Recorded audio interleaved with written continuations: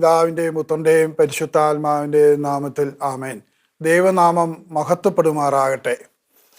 പ്രിയപ്പെട്ടവരെ, ഒരധ്യാപകൻ തൻ്റെ വിദ്യാർത്ഥികൾക്ക് അന്നത്തെ ന്യൂസ് പേപ്പറിൻ്റെ ഓരോ കോപ്പി കൊടുത്തിട്ട് വിദ്യാർത്ഥികളോട് വായിക്കാൻ പറഞ്ഞു. അല്പം കഴിഞ്ഞിട്ട് അദ്ദേഹം ചോദിച്ചു, എല്ലാവരും വായിച്ചോ? എല്ലാവരും വായിച്ചു. ഉറപ്പായിട്ടും വായിച്ചോ? ഉറപ്പായിട്ടും വായിച്ചു. എന്നാൽ എല്ലാവരും തിരിച്ചു തരാൻ പറഞ്ഞു. അവരെല്ലാം തിരിച്ചു കൊടുത്തു. തിരിച്ചു കൊടുത്തു കഴിഞ്ഞപ്പോൾ അധ്യാപകൻ പറഞ്ഞു, വായിച്ചതിൻ്റെ വെളിച്ചത്തിൽ ഞാനൊരു 10 ചോദ്യം ചോദിക്കാൻ പോവുകയാണ്. അപ്പോൾ ആ വായിച്ച വിദ്യാർത്ഥികൾ ഒന്നടങ്കം പറഞ്ഞു, ഞങ്ങൾക്കൊന്നുകൂടി വായിക്കണം. സാറിന് ചോദ്യം ചോദിക്കാനാണെങ്കിൽ ഇരുന്നെങ്കിൽ ഞങ്ങൾ ഒന്നും കൂടി ഭംഗിയായിട്ട് തർപ്പിച്ച് ഞങ്ങൾ മനസ്സിരുത്തി വായിച്ചേനെ. ചോദ്യം ചോദിക്കുകയാണെങ്കിൽ ഒന്നും കൂടി ഞങ്ങൾക്ക് വായിക്കണം. പ്രിയപ്പെട്ട ഒരു മനുഷ്യൻ മരിച്ച് സ്വർഗത്തിൽ ചെന്ന് കഴിഞ്ഞപ്പോൾ ഏറ്റവും താഴത്തെ തട്ടാണ് കിട്ടിയത്. അവിടെ ഫാനില്ല, അവിടെ കസേരയില്ല, അവിടെ കട്ടിലില്ല, എപ്പോഴും കുന്തക്കാലിൽ കുത്തിയിരിക്കണം. അപ്പം പകൽ സമയത്ത് നല്ല ചൂട്, രാത്രിയിലാണെങ്കിൽ നല്ല തണുപ്പ്, ഒരു തരത്തിലും അവിടെ ജീവിക്കാൻ പറ്റില്ല. സ്വർഗത്തിലാണെന്ന് പറഞ്ഞിട്ട് കാര്യമില്ല, ഏറ്റവും അടിയിലത്തെ തട്ടില്ല. അതിന് മുകളിലോട്ട് ഭയങ്കര സൗകര്യങ്ങളാണ്. അപ്പോൾ ദൈവം വന്നപ്പോൾ അദ്ദേഹം പരാതി പറഞ്ഞു, ദൈവമേ, ഇവിടെ ഒരു സൗകര്യങ്ങളും ഇല്ല, അതുകൊണ്ട് എന്തെങ്കിലും ഒരു സൗകര്യം ചെയ്തു തരണം, ഒന്നുമില്ലെങ്കിൽ ഒരു കട്ടിലെങ്കിലും തരണം, ഒരു ഫാനെങ്കിലും തരണം എന്ന് പറഞ്ഞപ്പോൾ ദൈവം പറഞ്ഞു, ഇവിടെ ഈ സൗകര്യങ്ങളെ ഉള്ളെന്ന് പറഞ്ഞു. അപ്പോൾ അദ്ദേഹം വളരെ വിഷണ്ണനായിട്ട് പറഞ്ഞു, എനിക്കൊരു മുന്നറിയിപ്പ് തന്നിരുന്നെങ്കിൽ ഞാൻ കുറച്ചും കൂടെ നന്നായിട്ട് ജീവിക്കുമായിരുന്നു, മുകളിലത്തെ തട്ടിൽ കിടക്കാമായിരുന്നു. ഇത് എന്നേക്കുള്ളൊരു ജീവിതമല്ലേ, മരണമില്ലാത്തൊരു ജീവിതമല്ലേ, ഇത് അനന്തകാലം നീണ്ടുപോകുന്നൊരു ജീവിതമല്ലേ, അതുകൊണ്ട് ദൈവമേ കരുണ കാണിക്കണേ. ദൈവം പറഞ്ഞു, ഒരു രക്ഷയില്ല, യാതൊരു രക്ഷയില്ല, അവിടെ തന്നെ കിടന്നോളാൻ പറഞ്ഞു. പ്രഭാഷകന്റെ പുസ്തകം 18-ാം അധ്യായം 9-10 തിരുവചനങ്ങളിൽ പറയുന്നു, ഒരു മനുഷ്യൻ 100 വയസ്സ് വരെ ജീവിച്ചാൽ അത് ദീർഘായുസാണ്. എന്നാൽ നിത്യതയോട് തുലനം ചെയ്യുമ്പോൾ സമുദ്രത്തിലെ ഒരു തുള്ളി വെള്ളം പോലെയോ ഒരു മണൽത്തരി പോലെയോ ആണ്. പ്രിയപ്പെട്ടവരെ, ഈ ലോക ജീവിതം എന്ന് പറയുന്നത് കണ്ണടച്ച് തുറക്കുന്ന ജീവിതം മാത്രമേ ഉള്ളൂ, ആയുസ് മാത്രമേ ഉള്ളൂ. പ്രിയപ്പെട്ടവരെ, അതുകൊണ്ട് നമ്മൾ എത്രമാത്രം ഈ ഭൂമിയിൽ ഒരുങ്ങി ജീവിക്കേണ്ടതെന്ന് അറിയാമോ? എത്രമാത്രം നമ്മുടെ ജീവിതത്തെക്കുറിച്ച് നമ്മൾ ശ്രദ്ധിക്കേണ്ടതാണെന്നറിയാമോ? നമ്മുടെ ജീവിതം ഇങ്ങനെ അലസമായി കളയേണ്ടതല്ല. നമ്മുടെ കുടുംബങ്ങളുടെയൊക്കെ ഇന്നത്തെ അവസ്ഥ എന്താണ്? നമ്മുടെ കുടുംബങ്ങൾ പലതും ഇന്ന് കള്ള് ഷാപ്പുകളാണ്. സന്ധ്യ ആയിക്കഴിഞ്ഞാൽ കുടുംബനാഥൻ മദ്യം കഴിച്ച് ലക്ക് കെട്ട് ഉടുതുണി പറിച്ച് തലേ കെട്ടി നിഘണ്ടുവിലില്ലാത്ത വാക്കുകൾ ഉച്ചരിച്ചുകൊണ്ട് വീട്ടിലേക്ക് കയറി വരുന്നു. അവിടെ പിന്നെ സ്റ്റണ്ട് സിനിമയാണ്. പ്രിയപ്പെട്ടവരെ, എന്തെല്ലാം ദുരന്തങ്ങളാണ് നമ്മുടെ കുടുംബങ്ങളിൽ നടന്നുകൊണ്ടിരിക്കുന്നത്. ചില കുടുംബങ്ങൾ സിനിമാ കൊട്ടകയാണ്. 5 മിനിറ്റ് കിട്ടിയാൽ സിനിമ, സീരിയല്. പ്രിയപ്പെട്ടവരെ, ഇങ്ങനെ സിനിമയും സീരിയലുമായിട്ട് ജീവിക്കുന്ന സ്ത്രീകൾ എവിടെയുണ്ടോ അത് ആ കുടുംബത്തിൻ്റെ ശാപമാണ്. ആ കുടുംബത്തിലെ ശാപങ്ങൾ എന്ന് പറയുന്നത് ഈ സിനിമയും സീരിയലും കണ്ടിരിക്കുന്ന സ്ത്രീകളാണ്. എൻ്റെ ഒരു അനുഭവമുണ്ട്. ഞാനൊരു ദേവാലയത്തിൽ ഏകദിന പരിപാടിക്ക് ക്ലാസ് എടുക്കാൻ ചെന്നപ്പോൾ തലേ ദിവസം വൈകിട്ട് ചെന്നു. അപ്പോൾ അവിടുത്തെ പ്രാർത്ഥനാ ഗ്രൂപ്പ് ലീഡർ, അദ്ദേഹം അവിടുത്തെ വലിയ സമ്പന്നനായ ഒരു ബിസിനസ്സുകാരനാണ്. അദ്ദേഹം എന്നെ വൈകിട്ട് വീട്ടിലേക്ക് കൊണ്ടുപോയി. വീട്ടിൽ ചെന്ന് അദ്ദേഹം ഭാര്യയുമായിട്ട് വർത്തമാനം പറഞ്ഞിരിക്കുമ്പോൾ അദ്ദേഹം പറയുകയാണ്, ഞങ്ങൾ വളരെ ദാരിദ്ര്യത്തിലാണ് ഇരുന്ന് ജീവിച്ചിരുന്നത്.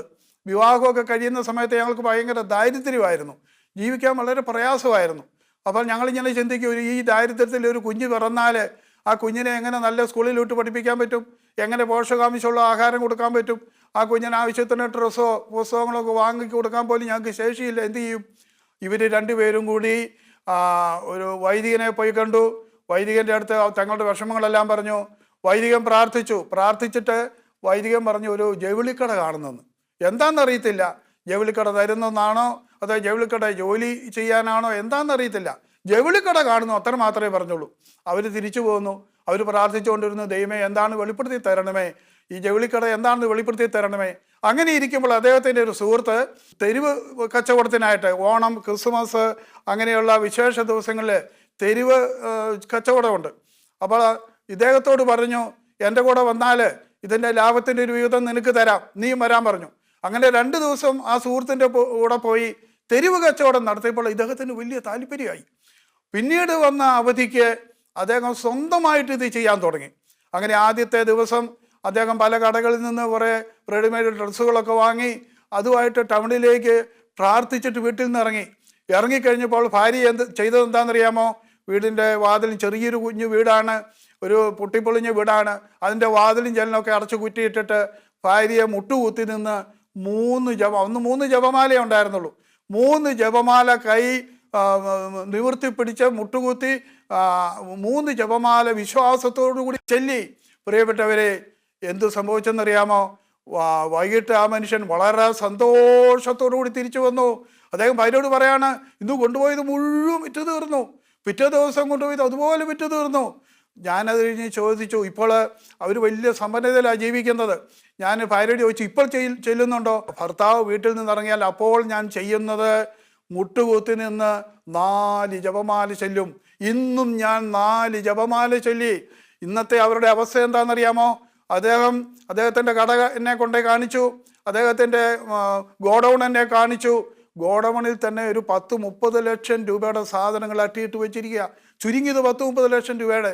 അദ്ദേഹത്തിൻ്റെ ബിസിനസ് ഓരോ ദിവസവും അഭിവൃദ്ധിപ്പെട്ട് അദ്ദേഹം ഒന്ന് വലിയൊരു സമ്പന്നനായി. അദ്ദേഹം കിട്ടുന്നതിൻ്റെ എല്ലാം വീതം ദശാംശം കൊടുത്തുകൊണ്ടിരിക്കുക. ദൈവവേലയ്ക്കാണ് അദ്ദേഹം ദശാംശം കൊടുത്തുകൊണ്ടിരിക്കുന്നത്. ദൈവം മനുഷ്യനെ സരളഹൃദയനായി സൃഷ്ടിച്ചു. എന്നാൽ അവൻ്റെ സങ്കീർണ പ്രശ്നങ്ങൾ അവൻ്റെ തന്നെ സൃഷ്ടിയാണ്. സഭാപ്രസംഗിയിലാണ് അത് പറയുന്നത്. ദൈവം മനുഷ്യനെ സരളഹൃദയനായി സൃഷ്ടിച്ചു.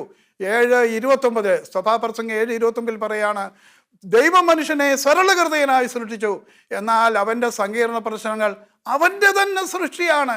പ്രിയപ്പെട്ടവരെ, ദൈവത്തോട് ചേർന്ന് നിൽക്കാത്തത് കൊണ്ടാണ് നമുക്ക് ജീവിതത്തിൽ ദുരന്തങ്ങൾ ഉണ്ടാകുന്നത്. നിയമാവർത്തന പുസ്തകം അതിൻ്റെ 28-ാം അധ്യായം വായിച്ചാൽ സകല തകർച്ചകളുടെയും കാരണം ദൈവത്തിൻ്റെ വചനങ്ങളെ ധിക്കരിക്കുന്നതാണ്. അതുകൊണ്ടാണ് പ്രധാനമായിട്ട് 1-ാം കൽപ്പന ലംഘിക്കുക. നിന്റെ ദൈവമായ കർത്താവാണ് ഏക കർത്താവ്. നിന്റെ ദൈവമായ കർത്താവിനെ പൂർണ്ണ ഹൃദയത്തോടും പൂർണ്ണ മനസ്സോടും സർവ്വശക്തിയോടും കൂടി സ്നേഹിക്കണം. പ്രിയപ്പെട്ടവരെ, ചങ്കത്ത് കൈവച്ചുകൊണ്ട് ഞാൻ അങ്ങനെ സ്നേഹിക്കുന്നു, ദൈവത്തെ സ്നേഹിക്കുന്നു എന്ന് പറയാൻ ആർക്ക് സാധിക്കും? ഞാൻ പല വീടുകളിലും ഈ സുവിശേഷ വേലയായിട്ട് പോകുമ്പോൾ അന്തി ഉറങ്ങാറുണ്ട്. അപ്പനും അമ്മയും കരിസ്മാറ്റിക്കാരാണ്, പ്രാർത്ഥനക്കാരാണ്, അവരൊത്തിരി കാര്യങ്ങളൊക്കെ ഓടി നടന്ന് ചെയ്യുന്നുണ്ട്. പക്ഷേ സന്ധ്യാപ്രാർത്ഥനയുടെ സമയത്ത് കുഞ്ഞുങ്ങൾ പ്രാർത്ഥന ചെല്ലുമ്പോൾ അവർ പകുതി അക്ഷരങ്ങൾ അവർ പറയല. അവർക്ക് വിക്കും കൊഞ്ഞനവുമാണ്. അവർക്ക് പ്രാർത്ഥന ചെല്ലുമ്പോൾ വാക്കുകൾ പലതും വ്യക്തമല്ല, വാക്കുകൾ പലതും വിഴുങ്ങിയാണ് ചെയ്യുന്നത്.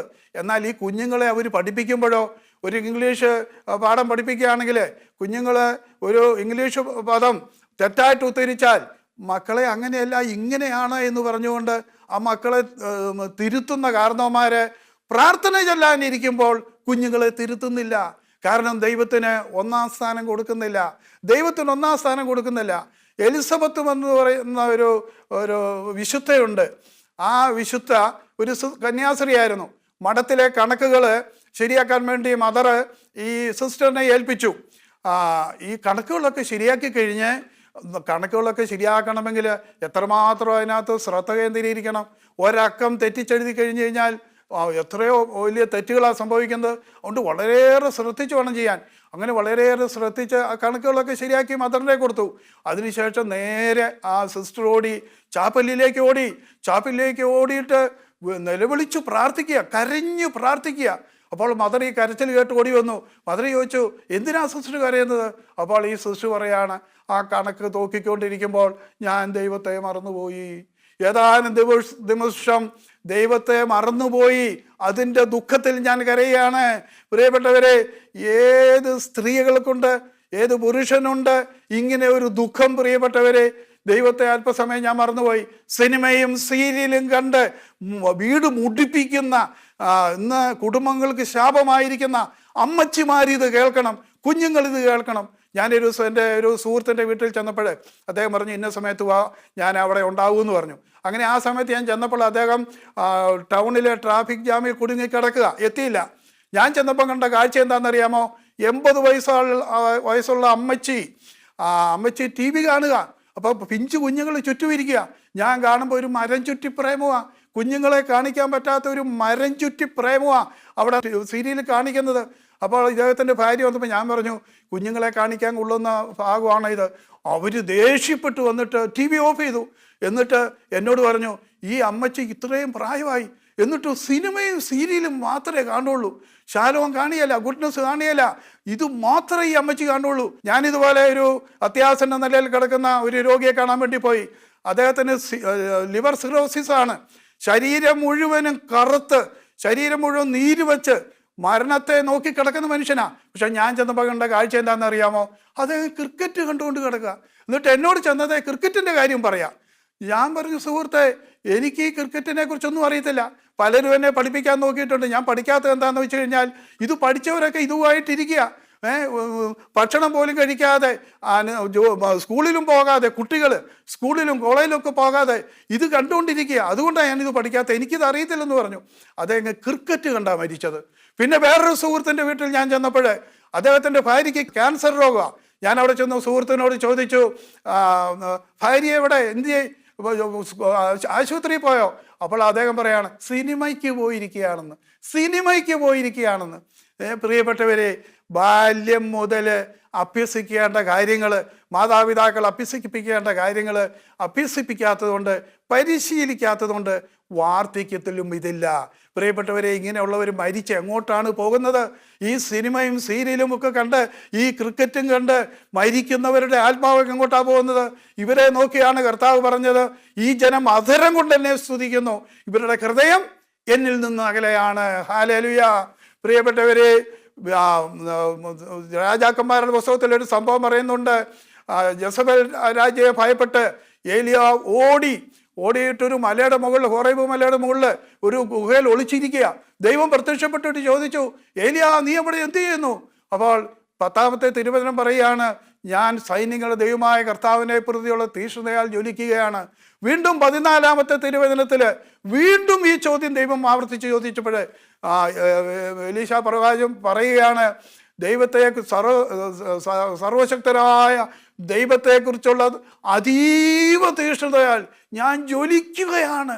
പ്രിയപ്പെട്ടവരെ, ദൈവത്തെ പ്രതിയുള്ള ആ ഓർമ്മയാൽ ജ്വലിക്കുന്ന ഹൃദയങ്ങൾ എത്രയുണ്ട്.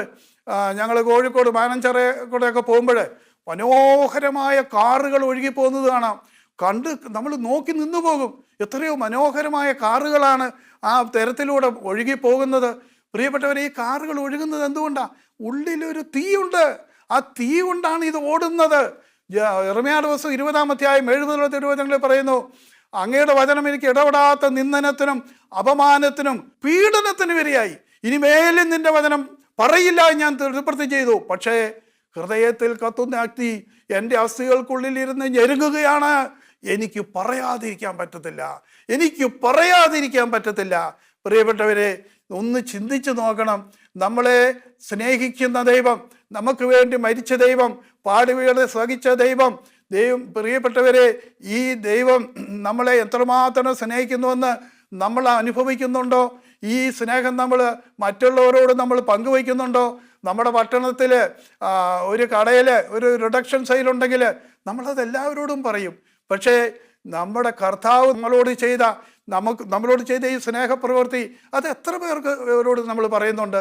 ഇന്ന് ഞാൻ കോഴിക്കോട് നിന്ന് ഈ ഡിവൈനിലേക്ക് വരുന്ന വഴി ആദ്യം ഒരു തൃശ്ശൂർ ബസ് കിട്ടി. തൃശ്ശൂർ ഇറങ്ങി ശക്തനിൽ ഞാൻ വചനം പറഞ്ഞു. അതിനുശേഷം ഇരിങ്ങാലക്കുട വന്നു. ഇരിങ്ങാലക്കുട ബസ് സ്റ്റാൻഡിൽ നിന്ന് ഞാൻ സുവിശേഷം പറഞ്ഞു. പ്രിയപ്പെട്ടവരെ, ഞാൻ ഉപയോഗിക്കുന്ന മൈക്കാണിത്. ഞാൻ എവിടെ പോയാലും മൈക്ക് കൊണ്ടുപോകും. പ്രിയപ്പെട്ടവരെ, അങ്ങനെ ഞാൻ തിരുവചനം പ്രഘോഷിച്ച് നടക്കുന്നത് കൊണ്ട് ദൈവം എന്നെ അനുദിനം വഴി നടത്തുന്ന അനുഭവമുണ്ട്. ഒരു അനുഭവമുണ്ട്. എൻ്റെ ജീവിതത്തിൽ ഞാനൊരു പ്രതിജ്ഞ എടുത്തു. ഞാൻ മരിക്കുമ്പോൾ എൻ്റെ പേരിൽ ബാങ്കിൽ 5 പൈസ പാടില്ല, ബാലൻസ് പാടില്ല. അതുപോലെ ഞാൻ മരിക്കുമ്പോൾ 1 സെൻറ്റ് ഭൂമി എൻ്റെ പേരിൽ ഉണ്ടാകാൻ പാടില്ല. ഞാനൊരു പ്രതിജ്ഞ എടുത്ത് ഞാൻ ഇന്നും പ്രാർത്ഥിച്ചുകൊണ്ടിരിക്കുന്ന വിഷയമാണ്. 1 സെൻറ്റ് ഭൂമിയോ ഒരു 10 പൈസയോ എൻ്റെ പേരിൽ ഉണ്ടാകാൻ പാടില്ല. അങ്ങനെ ഞാൻ എന്നും പ്രാർത്ഥിച്ചുകൊണ്ടിരിക്കുന്നതാണ്. മഹാനായ അലക്സാണ്ടർ ചക്രവർത്തി മരിച്ചപ്പോൾ തൻ്റെ സഹപ്രവർത്തകർക്ക് കൊടുത്ത നിർദ്ദേശം എന്താണെന്നറിയാമോ? എൻ്റെ 2 കൈകളും പുറത്തേക്ക് ഇടണം. ഞാൻ ലോകം മുഴുവൻ വെട്ടിപ്പിടിച്ചു. ഞാൻ നഗ്നനായിട്ട് ഈ ലോകത്തിലേക്ക് വന്നു, നഗ്നനായിട്ട് പോകുന്നു. പ്രിയപ്പെട്ടവരെ, നഗ്നനായിട്ട് ഭൂമിയിലേക്ക് വന്നു, നഗ്നനായിട്ട് നമ്മൾ തിരിച്ചു പോവുകയാണ്. പക്ഷേ ഇന്ന് മനുഷ്യരുടെ പ്രാർത്ഥന മുഴുവൻ എന്തിനു വേണ്ടിയിട്ടാണ്? 1 കൊരിന്ത്യർ 15:19 പറയുന്നു, ഈ ലോക ജീവിതത്തിന് വേണ്ടി മാത്രം ക്രിസ്തുവിൽ പ്രത്യാശ വെച്ചിട്ടുള്ളവരാണെങ്കിൽ നിങ്ങൾ എല്ലാ മനുഷ്യരെക്കാൾ നിർഭാഗ്യരാണെന്ന്, എല്ലാ മനുഷ്യരെക്കാൾ നിർഭാഗ്യരാണെന്ന്. പ്രിയപ്പെട്ടവരെ, അപ്പോൾ വചനപ്രകാരം നമ്മുടെ ജീവിതം ഒന്ന് പരിശോധിച്ച് നോക്കിയാൽ പ്രാർത്ഥിക്കുന്ന നമ്മൾ മറ്റു മനുഷ്യരെക്കാൾ നിർഭാഗ്യരാണെന്ന് വചനം പറയുമ്പോൾ, പ്രിയപ്പെട്ടവരെ, അത് നമ്മുടെ ഹൃദയത്തിൽ തൊടണ്ടേ, നമ്മളെ അത് സ്പർശിക്കണ്ടേ? പ്രിയപ്പെട്ടവരെ, ഇതിൻ്റെ എല്ലാം അടിസ്ഥാന കാരണം നമ്മൾ ദൈവത്തെ സ്നേഹിക്കുന്നില്ല എന്നുള്ളതാണ്. എൻ്റെ ഒരു സുഹൃത്ത് ഒരിക്കലും ഒരു അനുഭവം പറയുകയുണ്ടായി. അദ്ദേഹം അങ്ങാടിയിൽ സാധനം വാങ്ങാൻ വേണ്ടി പോവുക. അപ്പോൾ പോകുന്ന വഴിക്കാണ് പള്ളി. അപ്പോൾ പള്ളിക്കകത്ത് കയറി അല്പം പ്രാർത്ഥിച്ചിട്ട് പോകാമെന്ന് വിചാരിച്ച് പള്ളിയിലേക്ക് കയറുമ്പോൾ പള്ളിയുടെ മെയിൻ ഗേറ്റിനടുത്ത് ഒരു വെയിറ്റിംഗ് ഷെഡുണ്ട്. അവിടെ ഒരു കാമുകനും കാമുകയും ഇരുന്ന് വർത്തമാനം പറയുക. അദ്ദേഹം നേരെ പള്ളിയിലോട്ട് പോയി കുറച്ച് സമയം പ്രാർത്ഥിച്ചു. തിരിച്ചു വന്നപ്പോഴും അതേ ആ തീഷ്ണതയോടെ ഇവർ രണ്ടുപേരും സംസാരിച്ചു കൊണ്ടിരിക്കുകയാണ്. വീണ്ടും അദ്ദേഹം ടൗണിൽ പോയി സാധനങ്ങൾ വാങ്ങി തിരിച്ചു വരുമ്പോഴും അവർ അതേ താല്പര്യത്തോടെ സംസാരിച്ചു കൊണ്ടിരിക്കുക. അപ്പോൾ അദ്ദേഹം ഇങ്ങനെ പ്രാർത്ഥിച്ചു. അദ്ദേഹത്തിന് ഒരു പ്രേരണ കിട്ടി, കർത്താവേ, ഈ കാമുകന്മാർക്കുള്ളതുപോലെ ഒരു പ്രണയം, ഒരു അനുരാഗം നിന്നോട് എനിക്ക് തോന്നിക്കാൻ നീ കൃപ നൽകണമേ എന്ന് അദ്ദേഹം പ്രാർത്ഥിക്കാൻ തുടങ്ങി. ഇന്നത്തെ അവസ്ഥ എന്താണെന്നറിയാമോ? അദ്ദേഹം 10-20 രാജ്യങ്ങളിൽ പോയി സുവിശേഷം പ്രസംഗിച്ചു. അദ്ദേഹത്തിൻ്റെ അടുക്കൽ നമ്മൾ പ്രാർത്ഥിക്കാൻ ചെന്നാൽ നമ്മൾ അദ്ദേഹത്തിൻ്റെ മുറിയിലേക്ക് കയറുമ്പോൾ തന്നെ നമ്മുടെ പ്രശ്നങ്ങൾ അദ്ദേഹം മുൻകൂട്ടി പറയും. പ്രിയപ്പെട്ടവരെ, അദ്ദേഹത്തിൻ്റെ ഹൃദയം ഇന്ന് ദൈവത്തെക്കുറിച്ച് ഉള്ള തീക്ഷ്ണതയാൽ എരിയുന്ന ഒരു ഹൃദയമാണ്. 24 മണിക്കൂറും പ്രാർത്ഥിക്കുന്ന ഒരു ഹൃദയമാണ്. അങ്ങനെ ഒരു ഹൃദയം വേണമെന്ന് ആഗ്രഹിക്കുന്ന എത്ര പ്രാർത്ഥനക്കാരുണ്ട്, എത്ര പേര് ഞങ്ങൾ നല്ലവരാണ്, ഞങ്ങൾ ഒരു തെറ്റ് ചെയ്യുന്നില്ല, ഞങ്ങൾ ദശാംശം കൊടുക്കുന്നുണ്ട്, പള്ളിയിൽ പോകുന്നുണ്ട് എന്നൊക്കെ പറയുന്നവരുടെ എത്ര പേരുടെ ഹൃദയം ഈ ദൈവസ്നേഹത്തെ പ്രതി എരിയുന്നുണ്ട്? സ്നേഹത്തിൻ്റെ പ്രത്യേകത എന്താണ്? സ്നേഹത്തിൻ്റെ പ്രത്യേകത ഓർമ്മയാണ്. കാമുകന്മാർ അവർ പരസ്പരം എപ്പോഴും ഓർമ്മിക്കും, എൻ്റെ കാമുകി എവിടെയാണ്, എൻ്റെ കാമുകൻ എവിടെയാണ്, അവരെപ്പോഴും ചിന്തിച്ചുകൊണ്ടിരിക്കും, ഓർമ്മിച്ചുകൊണ്ടിരിക്കും. സ്നേഹത്തിൻ്റെ പ്രത്യേകത ഓർമ്മയാണ്. രണ്ടാമത്തെ പ്രത്യേകത എന്താണ്? സംസാരമാണ്. എനിക്കൊരു സുഹൃത്തുണ്ടെന്നിരിക്കട്ടെ, അദ്ദേഹം ഗൾഫിലോ മറ്റേതെങ്കിലും രാജ്യത്തോ ആണെങ്കിൽ ഞാൻ കൂട്ടുകാരോട് സംസാരിക്കുമ്പോൾ പറയും, എനിക്കൊരു സുഹൃത്തുണ്ട്, അദ്ദേഹം ഗൾഫിലാണ്, അദ്ദേഹത്തിന് ഇന്ന ഗുണങ്ങളുണ്ട്. ഇത് ഞാൻ പറയില്ലേ? പറയും, തീർച്ചയായിട്ടും പറയും. അപ്പോൾ ഓർമ്മ, സംസാരം, അതുപോലെ തന്നെ വിശ്വാസം. ഞാൻ ആഴത്തിലുള്ള വിശ്വാസത്തിലുള്ള ഒരു വ്യക്തിയാണെങ്കിൽ 2 കൊരിന്ത്യർ 4-ാം അധ്യായത്തിൽ പറയുന്നു, വിശ്വാസം സംസാരിക്കുമെന്ന്. ഞങ്ങളുടെ നാട്ടിലുള്ള ഒരാൾ, അദ്ദേഹത്തിന് പ്രത്യേകിച്ച് രാഷ്ട്രീയമൊന്നും ഇല്ലായിരുന്നു, അദ്ദേഹത്തിൻ്റെ 2-3 പേരെ കൂട്ടുകാരായിട്ട് കിട്ടി. അപ്പോൾ അവരൊരു രാഷ്ട്രീയ പ്രസ്ഥാനത്തിൽ പ്രവർത്തിക്കുന്നവരാണ്. അവരുടെ കൂട്ടത്തിൽ നടന്ന് അവരുടെ സമ്മേളനങ്ങൾക്ക് പോയി ഇദ്ദേഹവും ഒരു തീക്ഷ്ണതയുള്ള പാർട്ടി പ്രവർത്തകനായി. പിന്നീട് അദ്ദേഹം എപ്പോൾ സംസാരിച്ചാലും അദ്ദേഹം ആ പാർട്ടിയെക്കുറിച്ച് പറയും. ആറ്റം ബോംബിനെ കുറിച്ച് പറഞ്ഞാലും ചക്കക്കുരുവിനെ കുറിച്ച് പറഞ്ഞാലും അതിനിടയ്ക്ക് അദ്ദേഹത്തിൻ്റെ പാർട്ടിയുടെ വിശേഷങ്ങൾ തള്ളിക്കയറ്റും. പ്രിയപ്പെട്ടവരെ, അപ്പോൾ വിശ്വാസം സംസാരിക്കും. അപ്പോൾ നിങ്ങൾക്ക് സംസാരിക്കാൻ പറ്റുന്നില്ലെങ്കിൽ, യേശുവിനെ കുറിച്ച് മറ്റൊരാളോട് പറയാൻ നിനക്ക് സാധിക്കുന്നില്ലെങ്കിൽ നീ വിശ്വാസിയല്ല. ഞാനൊരു സമൂഹത്തിൽ സംസാരിച്ചുകൊണ്ടിരിക്കുമ്പോൾ എൻ്റെ അപ്പച്ചൻ മരിച്ചുപോയി. അപ്പച്ചൻ ആ സമൂഹത്തിലേക്ക് വരികയാണെങ്കിൽ, ഇതാണ് എൻ്റെ അപ്പച്ചൻ, എൻ്റെ അപ്പച്ചൻ്റെ പേരിന്നതാണ് എന്ന് പറഞ്ഞ് അവരെ പരിചയപ്പെടുത്താൻ ഞാൻ തയ്യാറാകുന്നില്ലെങ്കിൽ അപ്പച്ചനെ ഞാൻ അംഗീകരിക്കുന്നില്ല എന്നുള്ളതാണ്. അപ്പോൾ 1-ാം പ്രമാണം ലംഘിച്ചും ദൈവത്തിൻ്റെ കൽപ്പനകളിൽ ലംഘിച്ചും ജീവിക്കുന്നവനാണ് ക്രിസ്ത്യാനി. അവൻ ഇന്ന് ആഘോഷങ്ങളുടെ ഒരു ലോകത്താണ് ജീവിക്കുന്നത്. ഏതൊക്കെ തരത്തിലുള്ള ആഘോഷങ്ങൾ നടത്താം? അന്യമതങ്ങളുടെ ആചാരങ്ങൾ കടമെടുക്കുന്നു, അവരുടെ ആഘോഷങ്ങളിൽ പങ്കെടുക്കുന്നു. പ്രിയപ്പെട്ടവരെ, ഇതൊക്കെ 1-ാം പ്രമാണത്തിന് തെറ്റാണ്, 1-ാം പ്രമാണത്തിൻ്റെ ലംഘനമാണ് എന്ന് ഇന്നത്തെ വിശ്വാസി മനസ്സിലാക്കുന്നില്ല. പ്രിയപ്പെട്ടവരെ, അതുകൊണ്ട് ദൈവത്തിലുള്ള എൻ്റെ വിശ്വാസം എത്രമാത്രമുണ്ട്, ദൈവത്തെ ഞാൻ എന്തുമാത്രം മഹത്വപ്പെടുത്തുന്നു. പ്രിയപ്പെട്ടവരെ, എൻ്റെ വിശ്വാസം ശക്തിപ്പെടണമെങ്കിൽ അതിന് എന്തു വേണം? റോമാക്കാർക്ക് എഴുതിയ ലേഖനം അതിൻ്റെ 4-ാം അധ്യായം, റോമാക്കാർക്ക് എഴുതിയ ലേഖനം 4-ാം അധ്യായം അതിൻ്റെ 20-ാമത്തെ തിരുവചനം, അവൻ ദൈവത്തെ മഹത്വപ്പെടുത്തിക്കൊണ്ട് വിശ്വാസത്തിൽ ശക്തി പ്രാപിച്ചു. അതിൻ്റെ പിന്നിൽ പറയുകയാണ്, നിന്റെ സന്തതി ഇപ്രകാരമായിരിക്കുമെന്ന് പറയപ്പെട്ടതനുസരിച്ച് താൻ അനേകം ജനതകളുടെ പിതാവാകുമെന്ന് പ്രതീക്ഷയ്ക്ക് സാധ്യതയില്ലായിരുന്നിട്ടും പ്രതീക്ഷയോടെ അവൻ വിശ്വസിച്ചു. 100 വയസ്സായ തൻ്റെ ശരീരം മൃതപ്രായമായിരിക്കുന്നെന്നും സാറായുടെ ഉദരം മന്ദിയമാണെന്നും അറിയാമായിരുന്നിട്ടും അവൻ്റെ വിശ്വാസം ദുർബലമായില്ല. വിശ്വാസത്തിലില്ലാത്തവനെ പോലെ ദൈവത്തിൻ്റെ വാഗ്ദാനത്തിനെതിരായി അവൻ ചിന്തിച്ചില്ല, മറിച്ച് ദൈവത്തെ മഹത്വപ്പെടുത്തിക്കൊണ്ട് അവൻ വിശ്വാസത്തിൽ ശക്തി പ്രാപിച്ചു. അപ്പോൾ വിശ്വാസത്തിൽ ശക്തി പ്രാപിക്കുന്നത് പ്രിയപ്പെട്ടവരെ നമ്മുടെ വിശ്വാസം എക്സസൈസ് ചെയ്തുകൊണ്ടാണ്.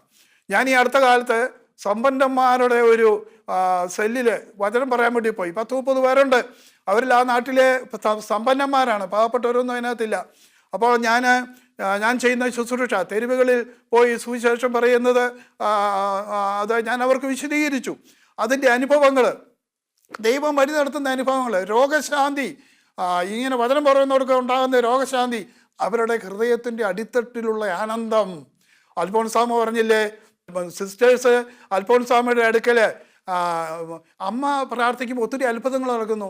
എന്തുകൊണ്ട് അമ്മയുടെ രോഗം മാറാൻ വേണ്ടി, വേദന മാറാൻ വേണ്ടി അമ്മ പ്രാർത്ഥിക്കാത്തതെന്ന് ചോദിച്ചപ്പോൾ അൽഫോൻസാമ പറയാണ്, ഈശോയെ പ്രതി ഞാൻ എൻ്റെ ശരീരത്തിൽ സഹിക്കുമ്പോൾ എൻ്റെ ആത്മാവിലുള്ള ആനന്ദം അത് എത്രമാത്രമെന്ന് ഞാൻ എങ്ങനെയാണ് അത് വിവരിക്കുക? എനിക്കത് വിവരിക്കാൻ പറ്റുന്നില്ല. കുരിശിൻ്റെ യോഹന്നാൻ ജയിലിൽ കിടന്നപ്പോൾ കർത്താവ് പ്രത്യക്ഷപ്പെട്ട് ചോദിച്ചു, നിനക്ക് എന്താണ് വേണ്ടത്? അപ്പം കുരിശിൻ്റെ യോഹന്നാൻ പറഞ്ഞു, എനിക്ക് സഹനം തരാനാണ് പറഞ്ഞത്. അമ്മ തെരേസ്യ പറയുമായിരുന്നു, ഇന്ന് കർത്താവ് എന്നെ മറന്നുപോയെന്നാണ് തോന്നുന്നത്, ഇന്നൊരു സഹനവും ഉണ്ടായില്ല. അപ്പോൾ കർത്താവ് ഓർക്കുന്നെങ്കിൽ സഹനമുണ്ട്.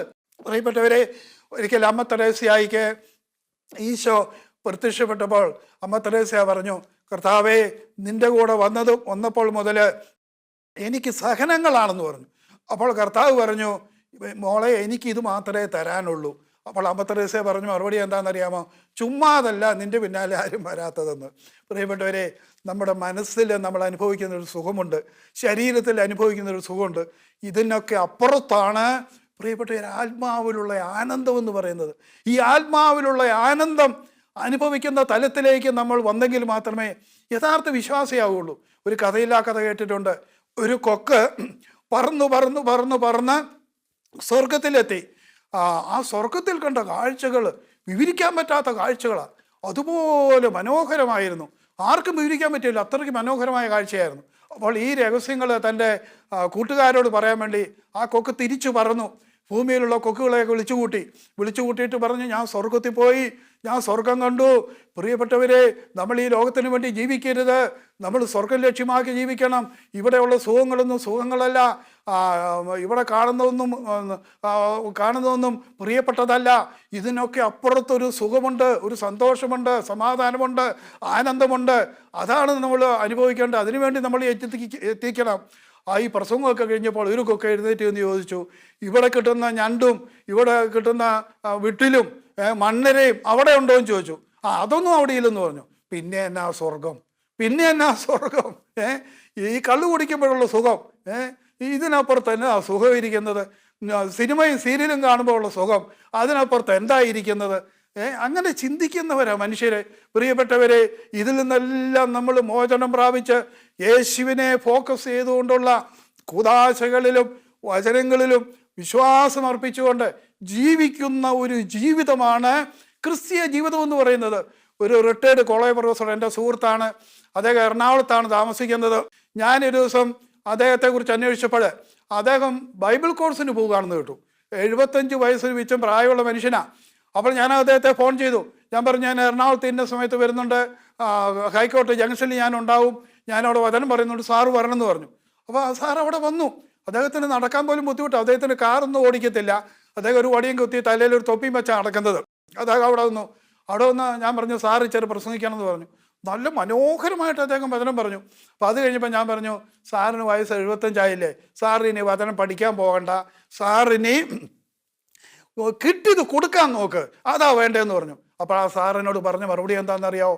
ഔസേപ്പച്ചാ, ഈ വചനം പഠിക്കേണ്ടതാണ്, ഇത് പണ്ടേ ഞാൻ പഠിക്കേണ്ടതായിരുന്നു. ഇത് പഠിക്കുമ്പോൾ എന്തൊരു ആനന്ദമാണെന്നറിയാവോ?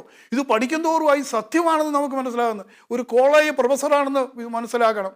പ്രിയപ്പെട്ടവരെ, അതുകൊണ്ട് ദൈവത്തിൻ്റെ വചനത്തിൽ നമ്മൾ അവിശ്വാസം കാണിക്കരുത്. ഒരു ആപ്പിൾ തോട്ടത്തിൽ ആപ്പിള് വഴിയെ പോകുന്ന കുട്ടികൾ പറിക്കുമായിരുന്നു. അതിൻ്റെ ഉടമസ്ഥൻ ചെയ്തത് എന്താണെന്നറിയാമോ? അദ്ദേഹം അവിടെ ഒരു ബോർഡ് വെച്ചു, ഇതിനകത്ത് ഒരാപ്പിളിൽ വിഷം വെച്ചിട്ടുണ്ട്, അതുകൊണ്ട് വിദ്യാർത്ഥികൾ സൂക്ഷിക്കുക. അപ്പോൾ ഏതിലാ വിഷം വെച്ചിരിക്കുന്നതെന്ന് അറിയത്തില്ല, അതുകൊണ്ട് പിള്ളേർ പറിക്കില്ല. പിള്ളേർ അതിലും മിടുക്കന്മാരായിരുന്നു. അവരും ഒരു ബോർഡ് വെച്ചു, ഞങ്ങളും ഒരെണ്ണത്തിനകത്ത് വിഷം വെച്ചിട്ടുണ്ട്, മുതലാളി സൂക്ഷിക്കുക. മുതലാളിക്ക് പറിക്കാൻ പറ്റുമോ? വിദ്യാർത്ഥികൾക്ക് ഇത് പറിച്ചു തിന്നാൻ പറ്റുമോ? രണ്ടും പറ്റത്തില്ല. പ്രിയപ്പെട്ടവരെ, ഈ ദൈവവചനത്തിലെ ഒരു വാക്കിൽ നമ്മൾ അവിശ്വാസം കാണിച്ചാൽ ആ നിഴൽ മൊത്തം വരും. ഉൽപ്പത്തി മുതൽ വെളിപാട് വരെയുള്ള എല്ലാ വചനത്തിലും വരും. അതുകൊണ്ട് ഈ ദൈവം പറഞ്ഞ വചനം അത് ദൈവത്തിൻ്റെ വാക്കുകളാണ്. ഇത് ക്രിയ ചെയ്യും, ഇതിൽ ആത്മാവുണ്ട്, ഇതിൽ ശക്തിയുണ്ട്.